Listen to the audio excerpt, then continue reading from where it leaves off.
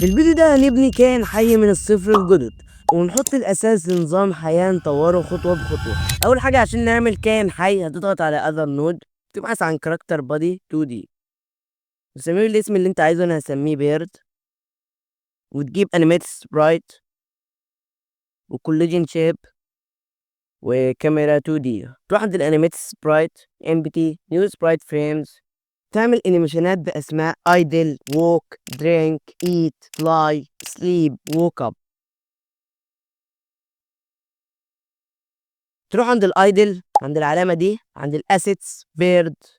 هسيب لك في وصف الفيديو ملف فيه صور لعصافير كتير. عشان نعمل انيميشن الايدل تضغط على دي ودي وتخليه 4، تضغط على العلامة دي عشان يكون الانيميشن الرئيسي. هو ده الانيميشن. نوقفه، تروح عند فلاي، يكون اول انيميشن كده، تخلي السرعة بتاعته 10. وعند الايت والدرينك هما نفس الانيميشن. تروح عند السليب، يكون الانيميشن ده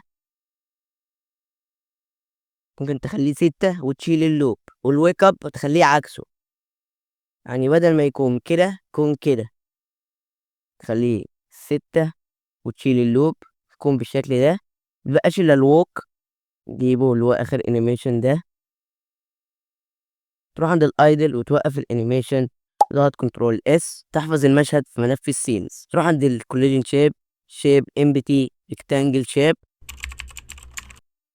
كده، تضغط كنترول اس. تروح عند الكاميرا 2 دي وتسميها كاميرا، وتخلي الزوم بتاعها 3، والليميت 0 في الليفت، والتوب 0، والرايت 1152، والبوتوم 648. تضغط كنترول اس. تروح تعمل سكريبت جديد، تنزل تحت، تروح عند الانيميت سبرايت وتشده. وانت بتحط في الكود لازم تكون ضغط على زر الكنترول، هيطلع معاك بالشكل ده. قوم ماسح لحد كده، ضغط كنترول اس. بعدها تكتب المتغيرات دي، واول متغير واللي هو از لايف ده بيحدد الطائر حي او ميت، والايج ده هو عمر الطائر بالثواني، والماكس ايج ده هو العمر الاخير قبل الموت، والستيت دي بتحدد الانيميشن الحالي. ودلوقتي خلينا نروح لنظام الكوبري في العمر والموت. تنزل تحت وتكتب الكود ده. الكود ده بيقول لو الطائر ميت ما تعملش اي حاجه، وبعدها بنزود العمر كل اطار بالوقت اللي مر، وبعدها بنحدث الانيميشن الحالي حسب الحاله. وفي الحته دي لو العمر وصل للحد الاقصى الطائر يموت. تنزل تحت وتكتب دالة الموت. لو اذا لايف يساوي فولس يعني الطائر ميت، خليه يختفي. تنزل تحت تكتب دالة ابديت انيميشن. الماتش ستيت دي زي تبديل الحاله، بنختار سطر مختلف على حسب حاله الطائر. ده بيخلي الانيميت سبرايت شغل الانيميشن اللي احنا اخترناه مهما كانت الحاله قبل كده، وهتتغير فورا. ضغط كنترول اس ونروح عند الورلد، نعمل سكريبت جديد.